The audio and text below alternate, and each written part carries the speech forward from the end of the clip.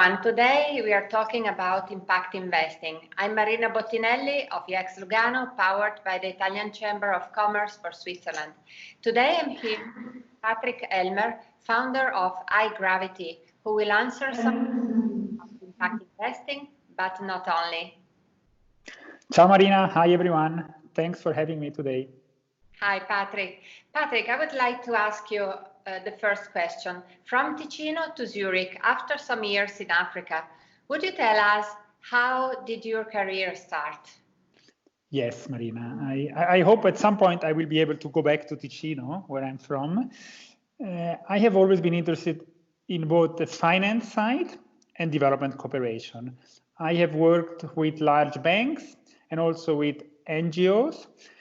And I felt it would actually be great if we could combine both sides, because I think each side brings invaluable assets to the table. Obviously, the private sector has an entrepreneurial approach, has a sustainable model embedded, while NGOs and development actors have a clear vision of improving lives and livelihoods of people and work for goals that I share. I started my career actually going to the field.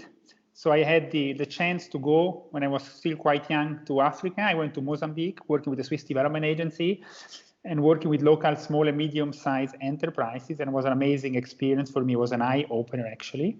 And I liked it so much that I actually decided to stay longer. And I went to Tanzania and then to Madagascar, working with microfinance banks. I spent overall about 4 years in Africa. Then I came back and I joined the large bank, Credit Suisse, where I developed and built the impact investment practice.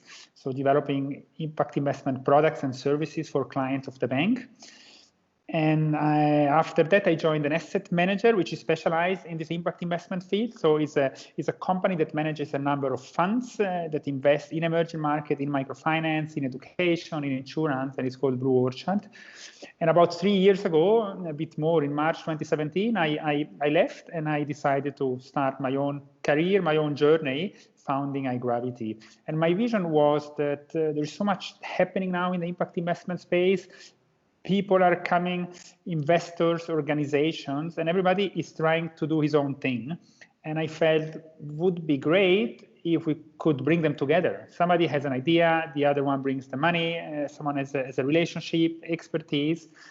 That was a bit the vision of iGravity, to act as a gravity force around impact and make development projects more effective and also democratize access to impact investments. Yeah, very interesting. So in Africa, you approached the impact investments. How important was your direct experience in developing countries? I think it was crucial for me because, as I said, it was an eye-opener. You can never really understand that reality if you don't see it and if you don't touch it, if you don't smell it. I mean, the ones that have been to Africa know. In Italian, you say mal d'Africa. It's something that takes you. And I think one of the strongest experiences for me was working actually in this microfinance bank in Mozambique. Was as part of the onboarding, I had to do sort of an apprenticeship for a month, working as a loan officer. So I was in Maputo, and I was told to go into the slums, visiting the small and medium-sized businesses, and do actually a credit analysis. So I had to visit these people and actually ask them plenty of questions about their finances, to then go back to the microfinance bank and make a recommendation whether they would be eligible for a loan. And when you do a microfinance assessment, you look at the capacity to repay. So what about the cash flows? Do they have enough cash flows, and what do they sell and how much? And the other one is more the willingness to repay. Obviously, they can tell you all sorts of stories. And if you are a white person from Europe, I mean, you will believe to all of them. So I actually learned the hard way. But I mean, just to conclude, I think the reality is very harsh. The level of education is low. Many people have maybe just finished primary school. Salaries are very low. I mean, you have a lot of people earning a minimum wage, so they're doing multiple jobs. And as soon as they find another job where they earn $10 more, they would leave. There is no social security. There is no health insurance. I mean, if you're sick, you still go to work or you don't earn money. Energy is a problem. You have power cuts or no energy, and access to finance is a big problem. So, you need to be an artist to survive and a genius to be a successful entrepreneur. Right. So today there's a lot of talk about impact investment, but it's difficult for investors to find diversified products impact only. Can you explain why? Yes, it's an excellent question, Marina. I think the problem starts that there is no clear, universally accepted definition of what an impact investment is. So, what people understand is these are investments. So you put money into a company or a fund or a financial product with the expectation you get your money back and you earn a financial return. At the same time, you have the intentionality to create impact, and you will measure that impact. I think that's where the consensus ends. So return expectation can vary dramatically. Some people would just invest and expect the money back, the principal back. Others would go and ask for double-digit return. So there are very different types of expectation. I think some of the challenges are it's a nascent industry, so it's quite new. It started maybe 10 years ago. It started very, very small. The financial industry is huge, hundreds of trillions. Impact investment today is about 500 billion. It's growing very fast, but it's still a niche. There's not a lot of transparency. So you will not find the Bloomberg for impact investment.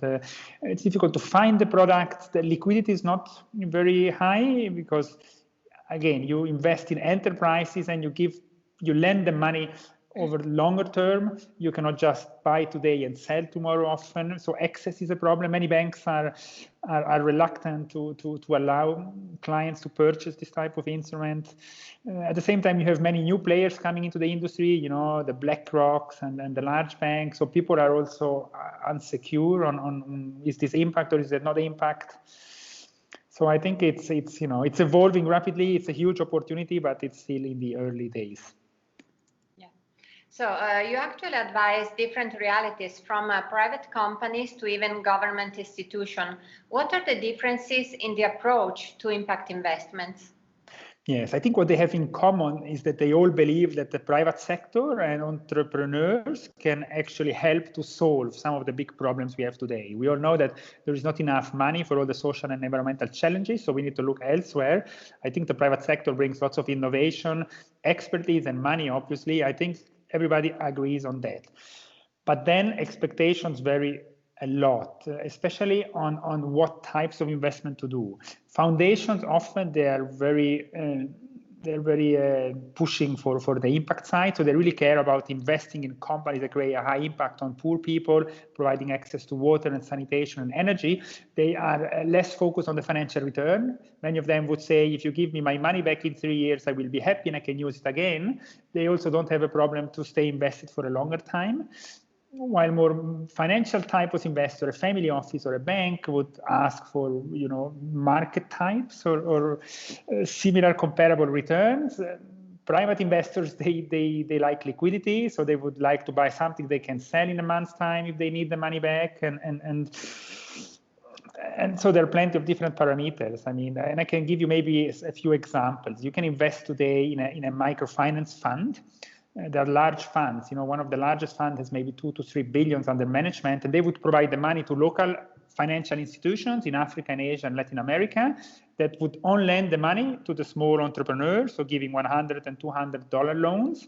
Obviously, you need to be locally present to do these small loans. You cannot do it from here. As an investor, you can invest in these microfinance funds. In dollars, you bring home 2 to 3% a year, and this money helps local entrepreneurs. You have another example called Prodigy Finance that is issuing bonds to finance students from emerging markets and allow them to study at universities. So very high human touch, because you allow somebody from India or from Uganda to go to a good university, learn what we learn and go back, but you need to stay invested for 10 to 12 years. You get a nice coupon, but it's a type of investment you can hardly sell. And some others, they would invest in an enterprise in Tanzania, that is connecting farmers, poor farmers with supermarket chains. So you can invest in the equity of this company. I have an example in mind where they raised recently 2 million, and you would stay invested maybe for 10 years, maybe forever, because it's very difficult to exit these types of markets. Yeah. Patrick, you mentioned a solution that you recently implemented. Can you tell us why it differs from the market offer and why investors should invest in it? Yes. So what I've seen is that there are more and more impact investment funds being raised and launched. Most of them are fairly small. As the market is maturing, as I said, this is common, is actually very good. What I felt is that there is a need now to help people build a portfolio of impact investment or a strategy. You know, what is very common in finance, a multi-asset class investment strategy or a model portfolio, which includes the best of, the best investment opportunities. And that's how we started 2 years ago, building a database, mapping all the products available in the different asset classes. We mapped them to the Sustainable Development Goals, to the different sectors, and we built a model portfolio, 10 to 15 securities, funds, and bonds. And we started to work with 2 families. So we were super excited. Finally, we convinced these 2 families to implement this portfolio, and then we realized their banks don't want to buy this product. There are plenty of excuses. We don't know the product. We don't have it on the platform. It's not liquid. So we got a bit desperate after all this work, and eventually, we came to the idea. We were, suggested to look at certificates as a way, as a structure that makes these types of investment accessible to everyone with a direct investment. So basically, we have our model portfolio, which covers different themes, and we make a financial assessment. So we look at the financial analysis because we want to offer return to the investor, but we also do a social impact assessment. So we look carefully about the whole impact proposition of the product or the issuer, and we compare actually the impact within a peer group. So at the beginning, we felt we can actually compare impact across any product, but we realized that's not very feasible because, if somebody works in education, how can you compare that impact with somebody that works in access to energy? It's like comparing apple with banana. So we decided to build peer groups. So we look at 15 microfinance products, SME finance, we look at education, and we try to identify the best ones, and they make their way to our portfolio.